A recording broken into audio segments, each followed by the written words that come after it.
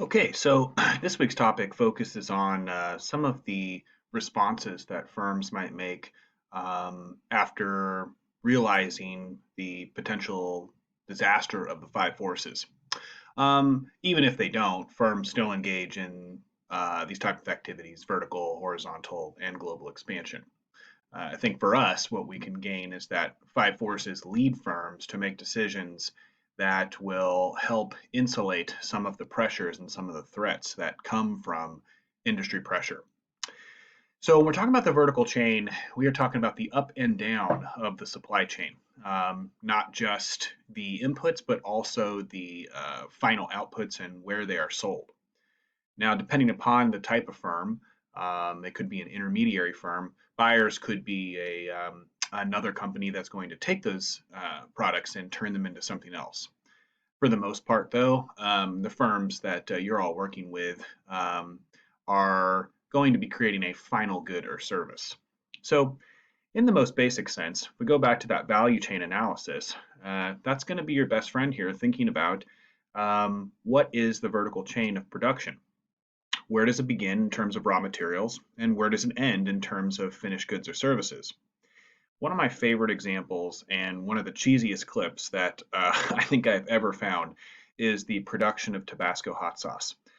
So I would definitely take a look at it. I think you'll be actually quite fascinated that it takes so long to make this hot sauce. But really, why I point you to this clip is to show you kind of a firm that has taken a lot of steps in terms of vertical integration. Not only do they own the proprietary seeds that produce the peppers, but they grow, harvest, and then transform those peppers into what you may have not known, a fermented hot sauce. So go ahead and take a look at that clip when you get a chance. And what I want you to do there is try to focus on, can you point out all of the different aspects that are done in-house? And if they are done in-house, maybe notice some of the specialization that's occurred to have them be specific to Tabasco. That's going to be an important lesson because, as we'll see, much of the reason why firms would ever want to vertically integrate, horizontally integrate, or globally expand is because they can reach higher economies of scale. Or, in other words, they can expand and decrease costs per unit so low that they reach the highest potential profit margin per unit of output. Okay, so let's get into some of the details and possibilities of how the vertical chain might be structured. So yes, we are talking about tasks that are performed inside and some of which are outsourced. And every firm is a little bit different. You can see sometimes companies that perform only one function. They sell the product. You can see sometimes companies that do everything from the initial extraction of resources all the way to final output. There are some mega companies out there. One of my favorite examples is thinking about kind of the agricultural sector. Drive around Iowa, drive around Nebraska, you're going to see a company named Cargill, and they are both vertically integrated to the maximum and horizontally integrated, meaning they do everything from source to sink and they span across multiple markets. So that's one example of an extremely vertically integrated firm. Apple is another example of a company who's taken some control of their vertical chain. They don't produce much of what they make or what they sell, but they definitely focus on the sales end. That is the Apple Store, and control every possible detail of that experience, maintaining brand, maintaining perception, so that you believe that new iPhone is definitely worth it. Which is becoming increasingly more of a struggle as they saturate the market.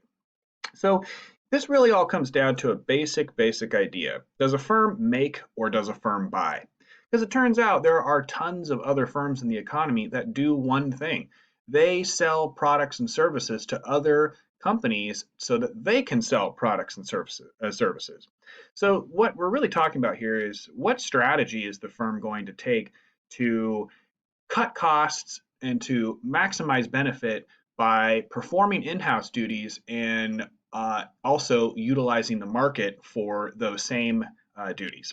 So both ways can be used to reduce market pressure. A firm might use the market, for example, to focus on what they're really, really good at, their competitive advantage. At the same time, a firm might decide to create pressure for competitors, for rivals. Um, there might be a way to control the supply chain if you vertically integrate in a way that you become the supplier of the products that your rivals may in fact need to produce their good or service. So, way to reduce market pressure and also a way to reduce competition. So there could be a span of different possibilities here for make versus buy, all the way from absolute performed internally to the other side of the story, an arm's length transaction, or a short-term one-time transaction, or nothing that has a long-term contractual agreement. And you can tell that then obviously there's some things in between, long-term contracts.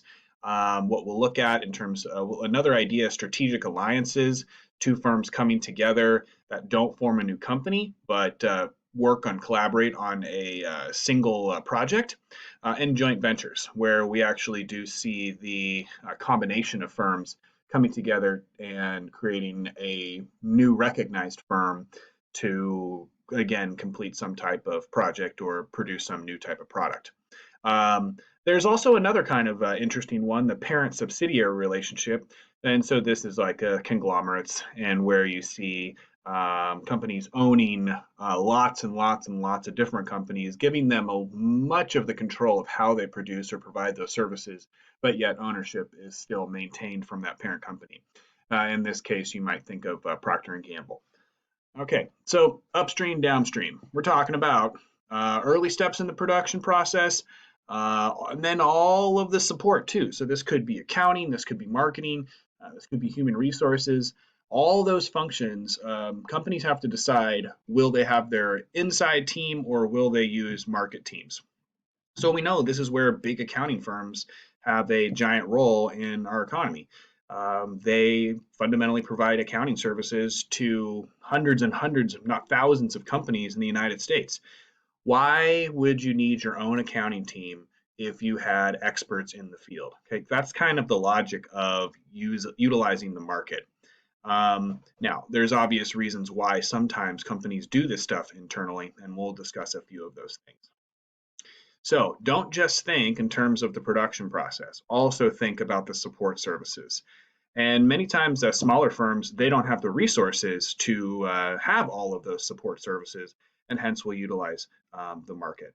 But you can see, here's an example of just kind of this whole supply chain, raw input, all the way to the end product, and then all of the things necessary to allow that process to occur. It's definitely the case that firms will need legal teams in the situation where contracts are breached or products go bad, or there could be some type of backlash against the product. Who's going to be your lawyer? Do you keep a full-time lawyer on at all times? Do you hire a lawyer when needed? Or do you have a contractual agreement that there might be legal support when needed? Okay. So this is what I want you to be thinking about in terms of your firms. What does the vertical chain look like? How vertically integrated are they? Try to find some examples of where they might have vertically integrated, or if they haven't, maybe try to explain why. Okay. Now, what's an example of a market firm? Well, a pretty easy one, and something that I know a few of you in this class will be familiar with, is a UPS, right? So what do they provide? Well, they're pretty obvious what they provide. They provide logistics, they provide support in terms of distribution of products. In many cases, their reach has expanded to provide warehousing, to provide ways to communicate between customers and the company itself. So they are a firm that has specialized in a particular type of activity, getting the product to the customer. And we know that they have reached such size that they will be able to, in many cases, they can have a lower cost to provide to customers. Clearly, they're going to make a profit, but if you need to get a product around the world, how are you going to do that independently? In this day and age, it is almost imperative. Now, we have seen some interesting development in what this market firm is providing, as one of their main strategic alliances for a long period of time was Amazon. So if you do get to be Amazon size, well, what do? You build your own fleet and you become your own UPS. A very interesting development in the package delivery industry.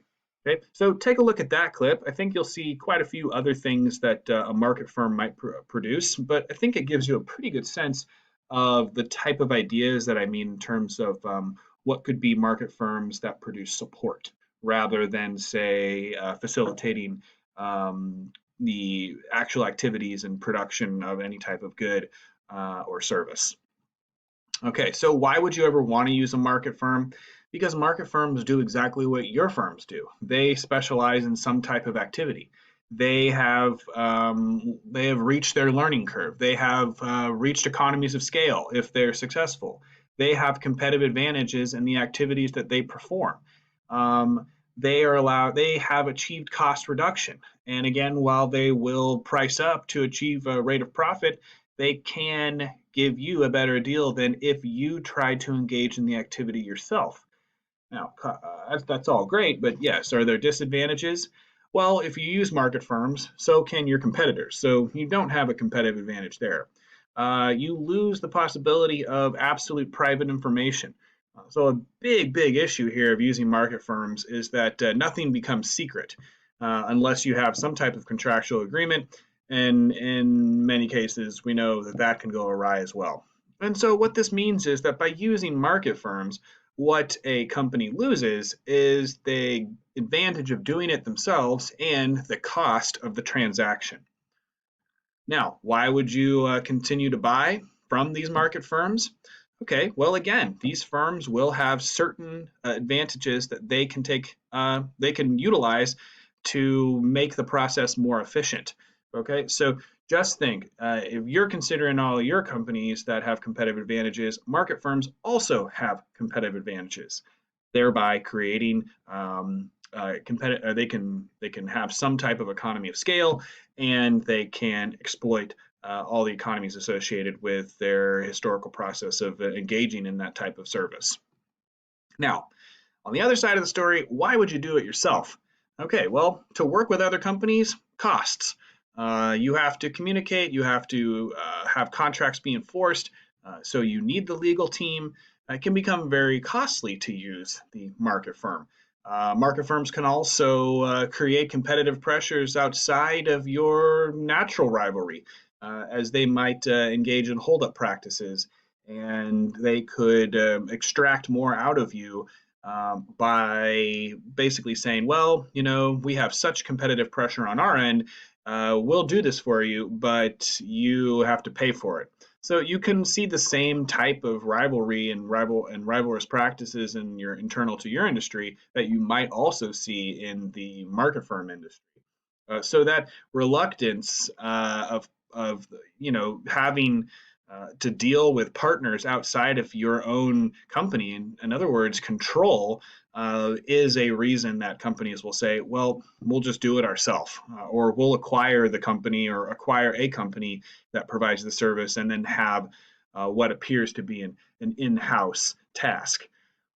Okay, so the leakage of private information is definitely an issue. I mean, if we think back to some of the things that we've talked about in the last few weeks, information can be a major source of competitive advantage. All of those tacit performances that are going on in the production process, well, if you start communicating with how things are done, you now have the potential of rivals knowing how your things are done. So the release of information is a very real cost that would have to be considered, and a big reason why companies would say, no, let's do this in-house and let's keep all of our information to ourselves. Now, what could be an alternative to pure vertical integration? There's some types of things I mentioned earlier. A thing that most companies do, in fact, is something called tapered integration, where you make some and you buy the rest. In fact, if we think about small businesses all around us, even places like Rockhurst, there is some tapered integration. The fact that you're utilizing Canvas, but I am producing the content, is an example of tapered integration. We think about coffee shops. They don't make their own beans. Sometimes they roast their beans, but not in all cases. breweries. While they make beer and they're engaged in most of the production, they typically don't grow the hops, they don't grow the barley. Yet, funny enough, they may keep cultures of their yeast in house and produce their yeast strains. So, again, an example of tapered integration.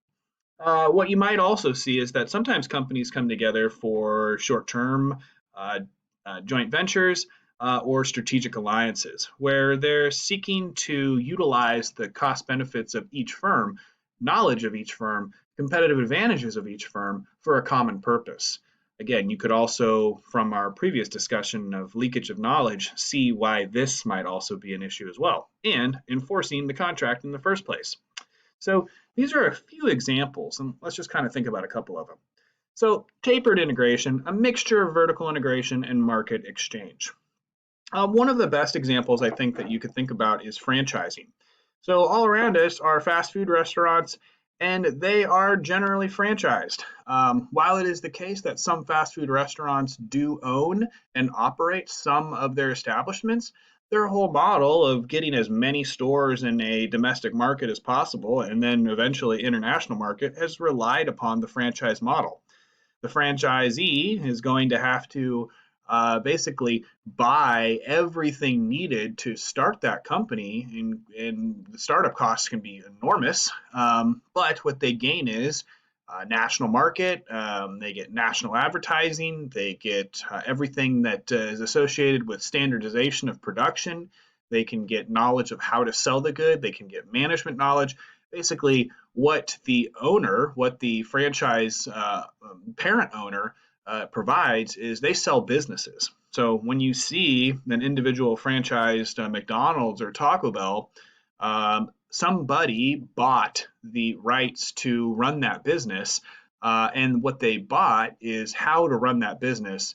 What Taco Bell and McDonald's and all these other fast food restaurants, for example, are hoping in and when they made the decision to allow that franchise to open up, is that it will create the revenue stream to pay for all the costs associated with providing a new restaurant. So the relationship between the franchisor and the franchisee becomes extremely important here, making sure that the restaurant keeps the quality and standards that the parent company wants, making sure that the brand isn't harmed, making sure that there's not bad food or bad employees. All these things have to be enforced, and the owners will go to great lengths to make sure that that is the case. Otherwise, internal to those contracts is basically clauses that say if you violate this, we have the rights to buy back your store as we please and take over the enterprise and decide whether we want to have that location or not. So in the main PowerPoint, there is a clip of, and again, it's pretty silly. I think it's in New Zealand, but it looks at what is the process of having a franchise, and it gives you some of the ideas associated with how franchises are enforced. Okay, now what's a possible issue here? Okay, coordination is definitely a issue for this type of tapered integration. Because now, again, you have other people involved in your activities. I mean, we've all been in the situation where it was hard to coordinate just the regular job that we do in the first place. Now add in someone who's not there on a regular basis, who has their entire team of issues, has their market issues, their industry issues, their rivalry issues. And this now then becomes part of your world as well. Whether you would believe it or not, right? Just the fact that you're doing business with another business implies now some type of loss of control and loss of, well, that's the best way to say it, loss of control. So you can see self-interest that can really harm the whole purpose of the contract in the first place, as each side may have very different ideas about what the purpose of the contract is. Now, another way to go about this is to form some type of joint venture. Okay, so these are very specific relationships where you see cooperation and coordination and the sharing of information so that you can have a common project.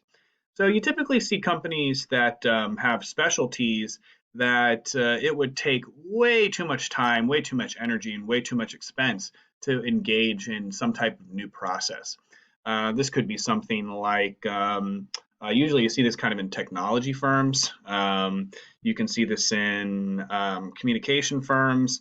You can see this in in kind of funny examples too, where you see, say for example, like a Starbucks and a Barnes and Noble. Okay, that's a strategic alliance. That is where we're seeing one company who's very good at making coffee and one company who's very good at selling books realize that the benefit of having a coffee shop in a bookstore is amazing. And we all recognize that when we walk into bookstores and smell coffee. So why do both when you could rely on a partnership? Okay. Joint ventures, on the other hand, are where you can see a new independent organization created. So sometimes you see this with like kind of like oil extraction companies, where maybe they have rights in a country that the other company may not have rights to enter. Um, a big way that, say, like British Petroleum was able to get into the Russian oil fields was to work with the state-owned oil company in Russia. Now, to tell you the truth, that's a fascinating story. If you were interested to look at how joint ventures can fail, because while they seemingly have the same purpose in mind, boy, turns out it's tough to do business with Russians. So if you are interested in a fairly interesting example about a failed joint venture, that's definitely one I would look at. It's a very long story, but it's there. I think there's murder, there's crime, there's corruption. Uh, it's a great business story. Okay, so but all aside, the whole purpose of the joint venture is to create a common purpose separate from the original companies that the joint venture stemmed from. So really, yeah, I talk about the crime and corruption, but really the way that these type of relationships work has to be trust and reciprocity. Um, very difficult to manage, and there are countless examples of failed strategic alliances and failed joint ventures. Now, the point of all this is to ask yourself and in within your groups, so where do your companies fit? Okay, how much vertical integration have they implemented, and how much market firm might they be? And you see, like large retailers like Costco and Target, they sometimes have their own brands, but the question you might want to ask is, okay, well, do they own the manufacturing sites for the Kirkland clothing and all the Kirkland food products, or do they buy those from market firms and then brand otherwise? So you can see that there is many different ways that all of this comes down to, or comes about, and that's what you need to be thinking here is what is the strategic fit of your firms, and then you can see the differences in your strategic groups, and this is then another way that we can explain how three firms that do almost the exact same thing are able to exist and have existed in the long